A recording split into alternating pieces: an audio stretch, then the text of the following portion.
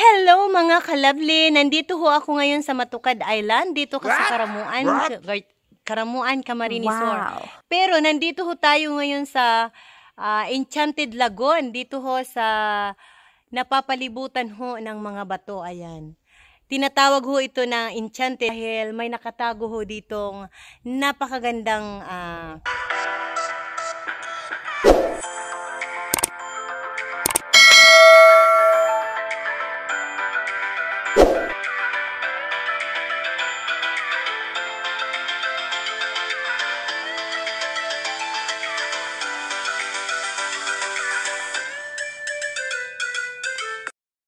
Hello mga kalabli! Nandito tayo ngayon sa Karamuan, isa sa kilalang lugar dito sa Bicol na talaga namang may magagandang isla at may mga nakatagong kamangha-mangha at may kwentong kakaiba. Isa na ho yan dito ay ang Matukad Island.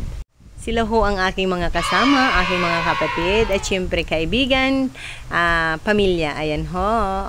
Bago ho tayo umakyat sa nagtataasang mga bato, papunta ho sa lagoon na sinasabi nila. Siyempre, ikutin ko muna ang napakaganda, amazing, and beautiful place here in Matukad Island. Nag-aakyatan na ho ang aking mga kasama. Matukad po kami sa Enchanted Lagoon. Ayan. Mahihiling nindo ang sinasabi nindang bango sa ibabaw ning gapo. Wow. Naintindihan nyo?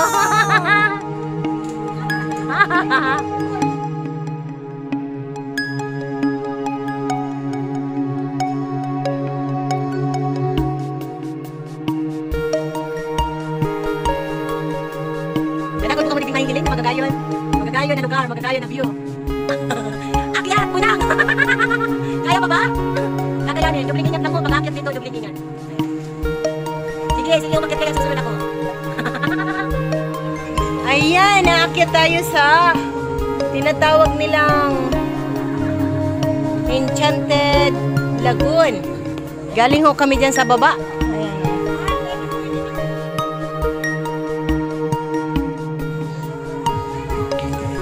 Pag nasa taas na ho ay sulit.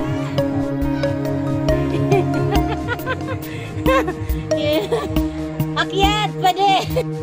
Hilinga man daw po lindo ang view na yan. Kundi ka digdi mawarang sa imong kapagalan sa bagsakat. Sa view pa lang. Sulit. Mga parasakat po nining burabod. Mamayawas. Akyat pa de.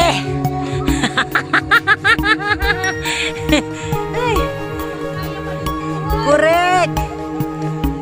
Dahil man delikado ang pagsakatig di tangga po niya matagas. Saka may mga kabitan. Gayon! Diba? Oh. Mahihiling tada dyan sa ang makikita natin dyan sa Enchanted Lagoon. May bangos na po dyan. Pero bawal na magparati, no? Mahiling lang po kita. Mabisita lang po kita sa iya. Sabi nga ni Enchanted, kakaiba, nakakangalas-ngalas. Hali po kami dyan sa baba. Isip mo nindo yan. Pag umulong ka dyan, ang bagsak mo talaga, inda ko na lang. Akyat, ma'am! Sabi nga niya, ini ang challenge. My thrill. Wow.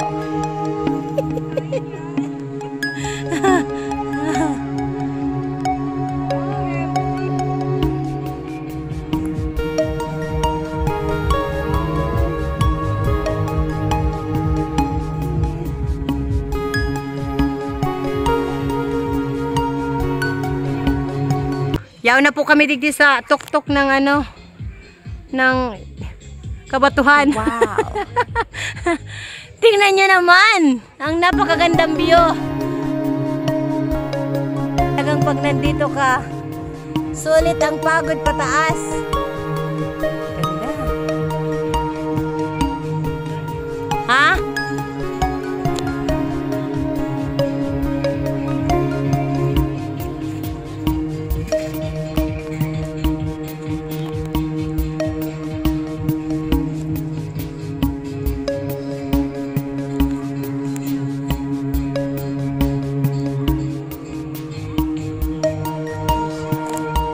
Tingnan nyo ang panoramic view.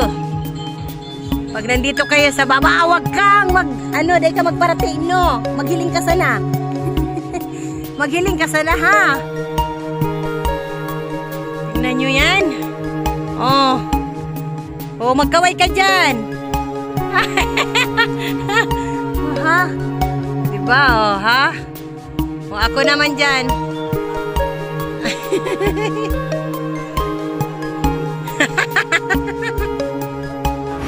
Makikita nyo, may dalawang isda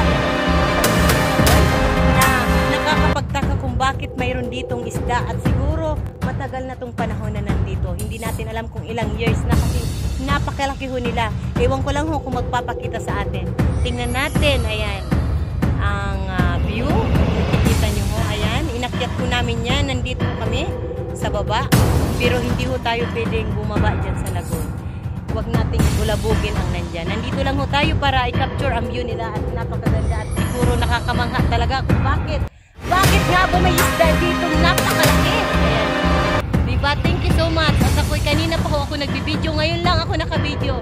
Siguro isa ito sa kailangan nating magpaalam sa kanila kung kailangan nating mag-video. Ayan. Huwag po kayo mag-alala at hindi naman namin kayo kukunin. Hindi namin kayo gagawin. Mag-video lang po kami sa inyo. Habang ho natin iniikot ang lagoon na to, may pinto ho ang isda na yan. Bakit daw nandyan sila sa lagoon at walang kumukuha? Dahil mayroon daw noon na pumunta dito na tao, syempre tao, at kinuha yung isang isda dyan at pinakain sa kanyang pamilya. Yun ho ay kwento lamang, hindi natin alam kung totoo nga ba o katahang isip lamang. Pero sabi ho nila, pinakain daw ho yun sa buong pamilya niya at lahat daw ho ng kumain ng isda ay namatay. Kaya ho, takot ang mga tao rito na kunin ang isda dyan sa lagoon.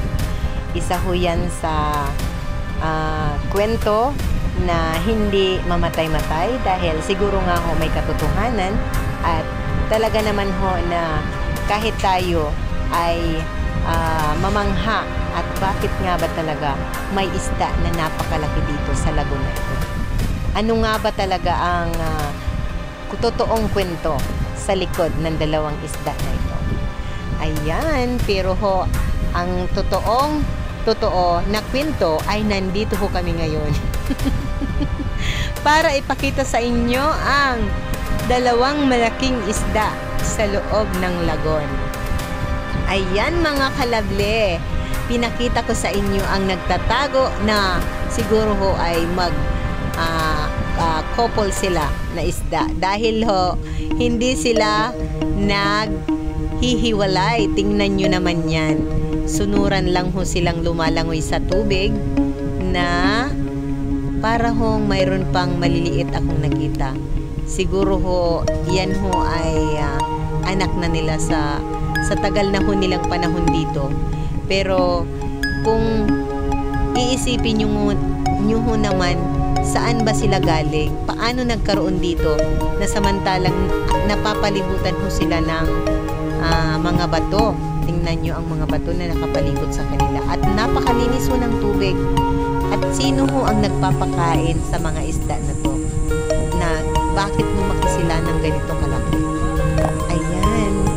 Ayan mga kalabli. Isa ho ito sa dinarayo dito sa Matukad Island. Ang dalawang isda dito sa Enchanted Lagoon na tinatawag nila. Ito ho ay nandito sa Karamuan, Camarines Sur. Ayan. Sana ho na-enjoy nyo ang aking kwento. Tingnan nyo naman, ang ganda nilang pagmasdan. Oh.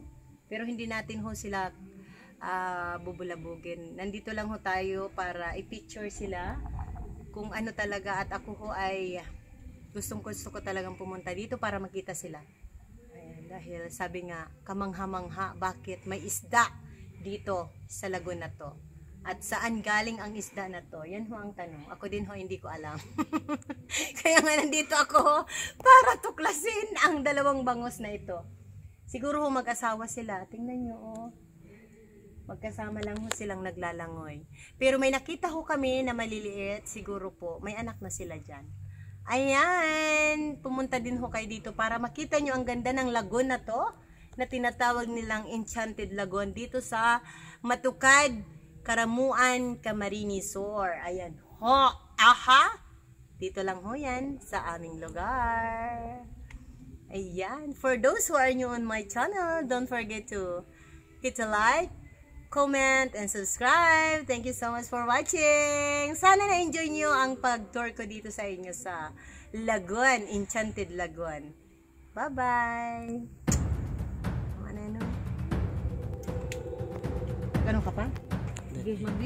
Ano ka pa dyan? Tama, sakat ako. Luway-luway lang. Pasakat na kita. Akyat na ho tayo. Pauwi. Pabalik. Thank you. Thank you mga bangos.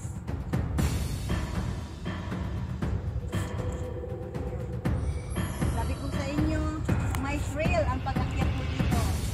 Ayan. Akyat po kami sa mabato.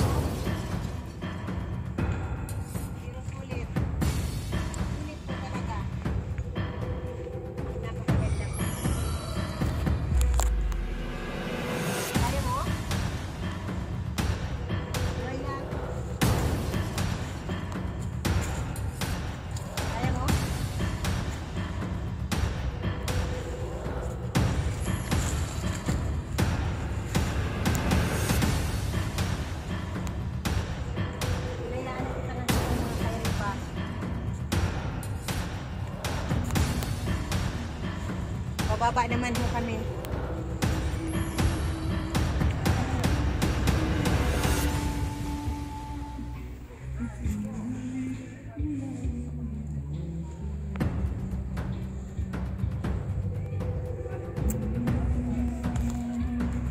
Kaya mo? Okay na?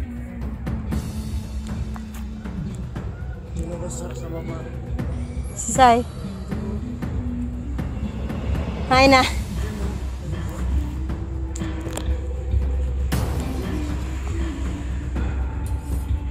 Yan ho ang kasama namin.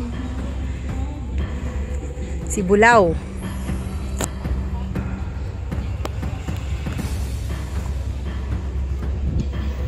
Ayan ho.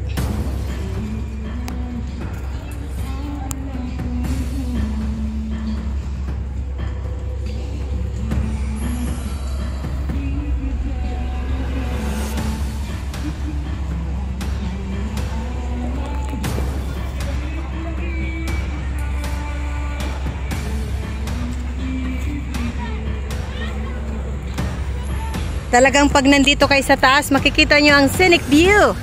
Scenic view of Matukad Island.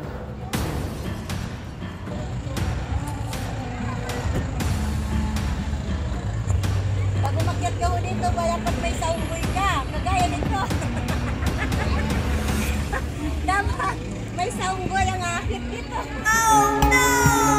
Kasi kung hindi ka marunong umakyat, tapos hindi ka makakakyat. Pababa na ho kami mga kalali. Ayan. Nandito na ulit tayo sa baba na napakagandang hangin ng isla ng Matukad.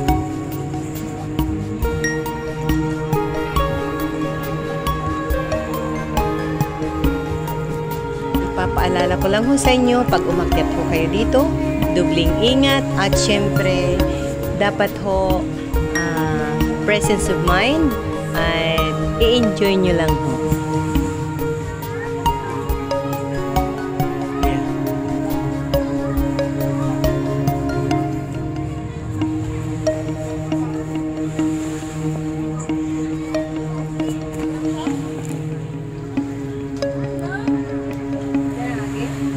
Hindi ko tagage.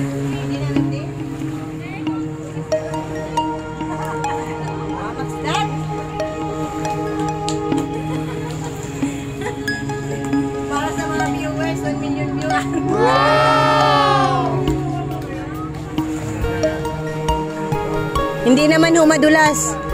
Hindi. Galing kami dyan sa taas. Magpaalam lang kayo.